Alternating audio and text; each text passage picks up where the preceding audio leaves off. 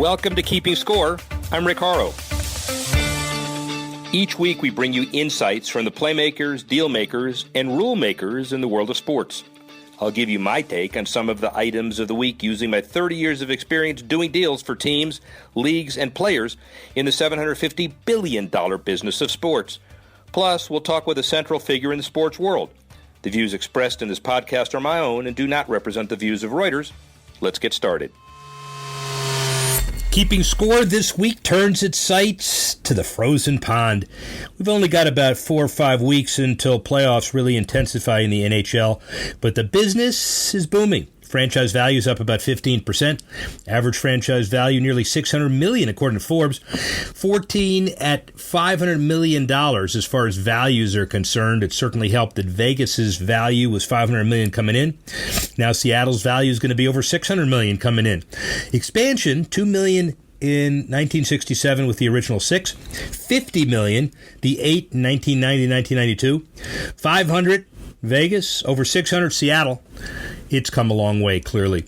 The operating income of the NHL looks really good, too. 20% increase. Revenue up about 8%, about $148 million per team. Any metrics in any context tells you it's really good. But also, what are the indicators? Well, media. They've got a 10% stake in BAMTech, which is baseball's organization. The value would be about $3.75 billion if you measure ESPN's one-third stake and make it pro rata. NBC, big-time deal. Rogers, big-time deal in Canada, 12-year, $5.3 billion.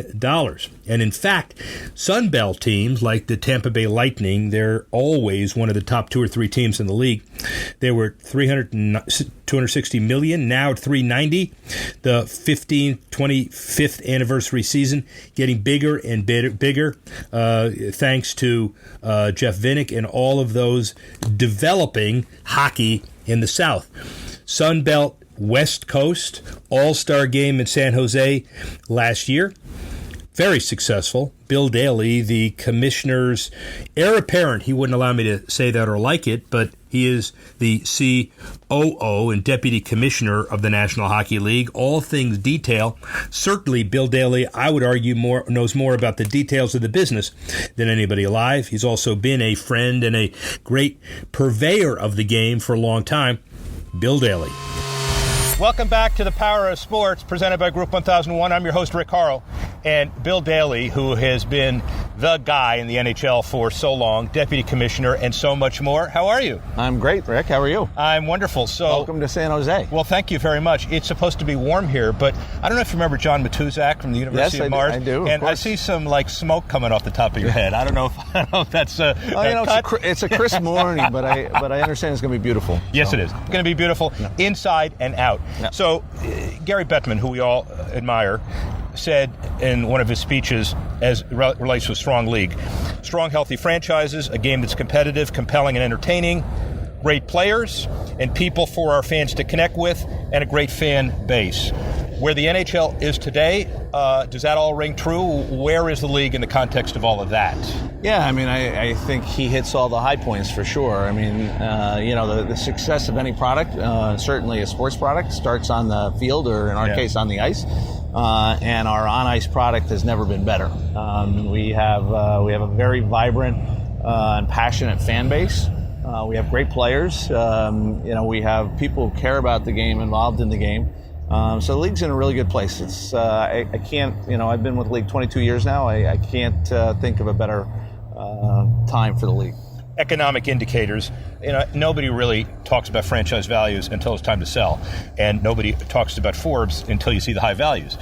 Given that 15% increase in values, $600 million in revenue, and so if you invest in the NHL, by the way, you're making a lot more money than you're investing in the stock market. How do you feel about that?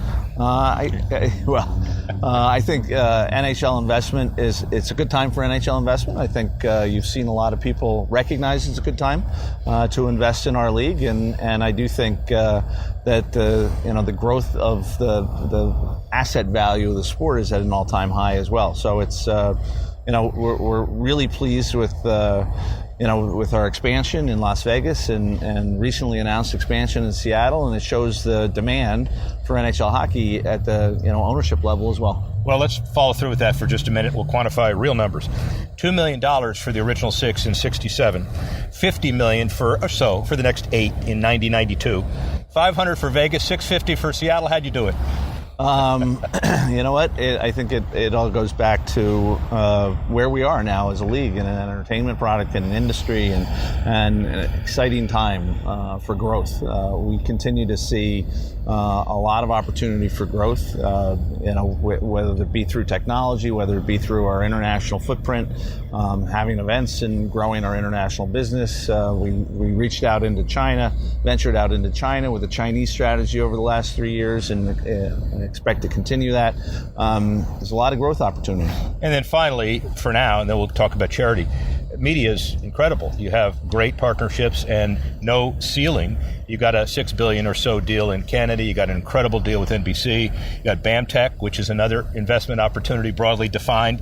And then you got all these other breakthrough media companies that want to use the NHL to propel you to the next level. You ought to be pretty happy with all that? Yeah, I think we're very happy with all that. And you're right. It was transformational, I think, for our business. The last 2 national media rights deals we did, first with NBC here and then with Rogers in Canada. The BAMTech deal, as you mentioned. There are continuing growth opportunities in the media space. So many different ways to deliver content. And we look to take advantage of that. Strong league, stable league, growing league always is. It's even more important that you deal with leave behind and the legacy. In that context, philanthropy for a few minutes. Hockey Fights Cancer. Talk about that program. It's a program that's long-standing. It was initiated shortly after Gary got to the NHL. It's something our clubs embrace on a yearly basis and something our players embrace on a yearly basis, something that's really important. It started with an initiative as a result of a player who was diagnosed with cancer at the time he recovered. We've had a number of ambassadors over the years suffering similar afflictions. Scott Hamilton, for example, is raised a lot of money over that time period. So I would say it's a foundational charity initiative for the league. And you've transformed in a way, and maybe it was part of the overall vision anyway. The Hockey Fights Cancer Nights are done not just in NHL markets, but all over the country. Is it part of the desire now to create things at the league level and to make sure that they permeate all over North America? Well, we've been doing more and more of those types of things, particularly with the recent advent of our Industry Growth Fund, which we administer jointly with our National Hockey League Players Association. It's a certain amount of money that's set aside, actually a fairly large amount of money that's set aside every year by our clubs and our owners that we have been using to really fund grassroots efforts to grow the sport, charity efforts to grow the sport. And it's a real credit to our ownership to have the vision and the ability to do that, willingness to do that, but also to the people who are executing on the ground every day. And one of the reasons why Bill Daly has been at this office for over 80 years is that he's nonplussed. The landing pattern, by the way, is maybe 20 feet, so we saw a jumbo jet about 15 feet away, but you wouldn't know it. Thank you very much. That was a jumbo jet, yeah, it was a jumbo jet. Gives you an idea about labor negotiations, ladies and gentlemen. He stays the course. Not changing the subject, but to stay on it. Environment, very important to a lot of your kids, frozen ponds and rinks in Canada, otherwise as well. How does the environment and the greening issues play into all this also? Well, another initiative that really spearheaded originally by the commissioner probably about 10 years ago, wanting to make a difference in the environment, understanding the issues associated with artificial ice and the issues they raise. And we have an individual internally who is dedicated 24/7 to the greening issues and running our greening program, and Omar Mitchell. Something that's very, very important to us. It's something we consult with every club when they're designing arenas. Something we work with our clubs on a regular basis, even with existing arenas, with respect to environmental friendly practices. Something that's very important to the commissioner and the league and the owners. Diversity. We celebrate Willie O'Ree's long overdue acceptance and election to the Hall of Fame.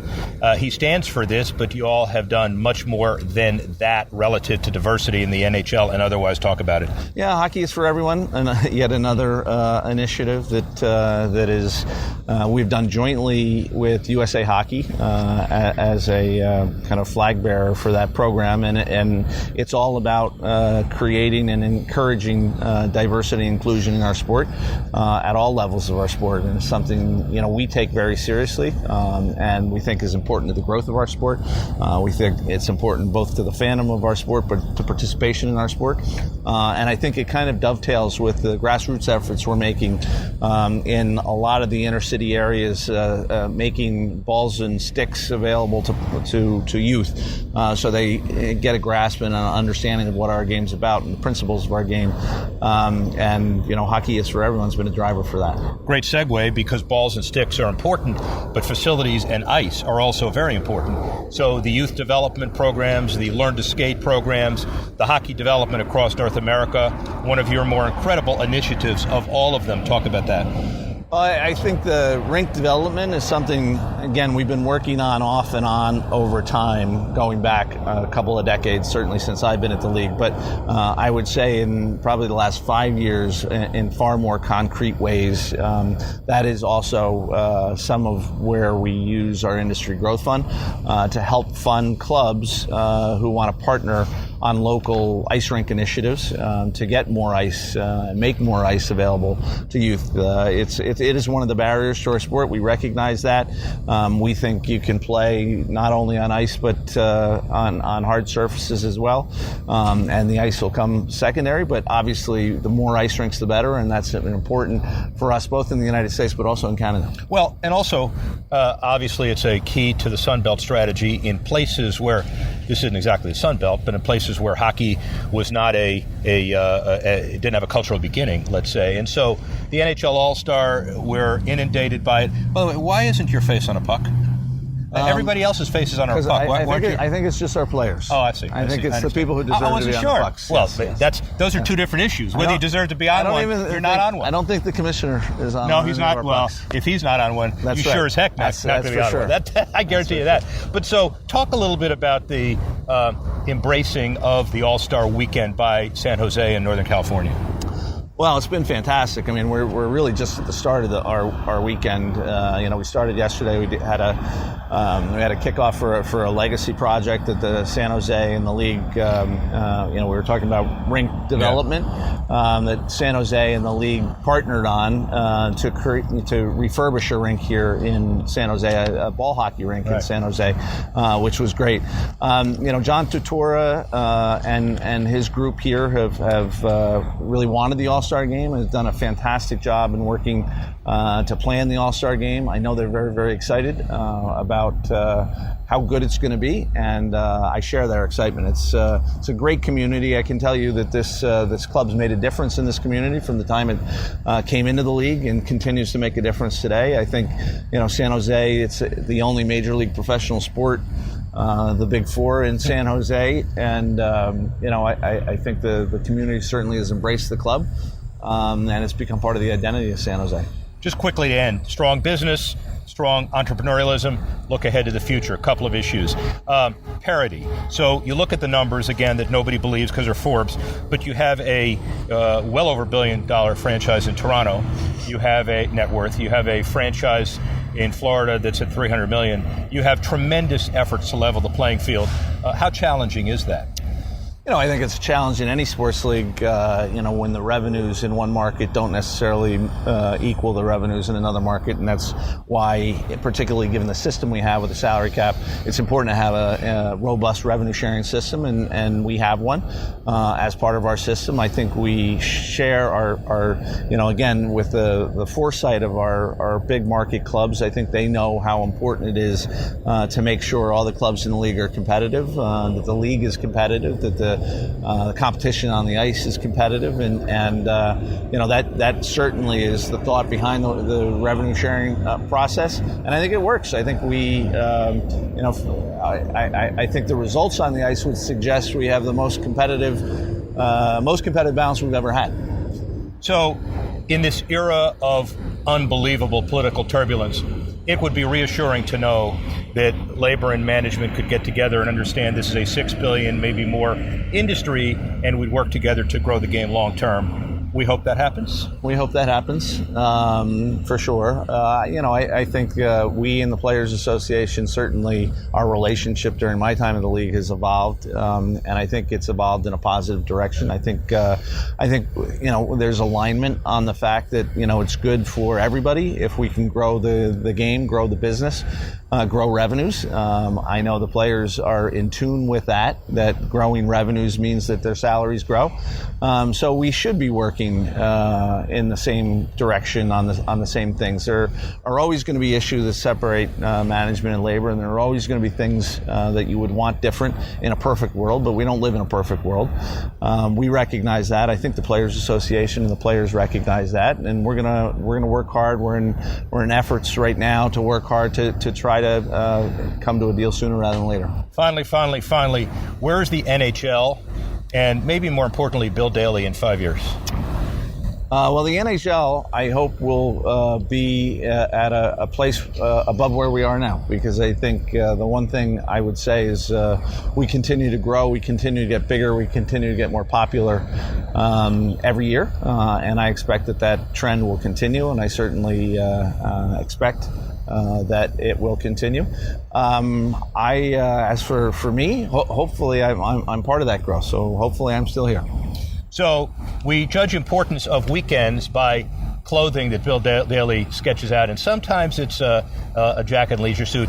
Today it's charcoal suit day, so It's a big weekend for you. Thank you, my friend. You're the best. Thank you, Rich. Appreciate it. Well, the NHL is certainly moving in the right direction, as we said, but they're not without challenges. First of all, the international growth, Eastern Europe, China, even the Middle East. But do they go to the Olympics in the next 2 years or 6 years?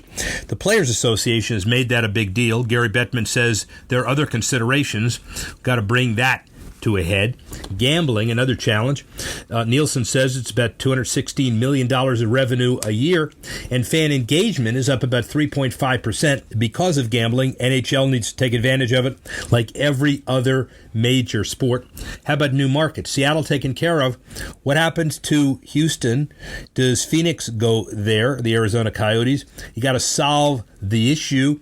Market uncertainty is a big one. And then finally, while Toronto is worth $1.4 billion, number 2, 20-year, $640 million naming deal with Scotiabank, one of the highest in sports, and the Rangers, even though their performance is unequal, $30 million MSG deal a year. Chase has a big deal, the renovation there, and the Rangers certainly worth a lot of money, $1.5 billion or so. But look at the other end of the spectrum. Florida Panthers at $305 million, worth number 30 on the list. Columbus Blue Jackets about $315.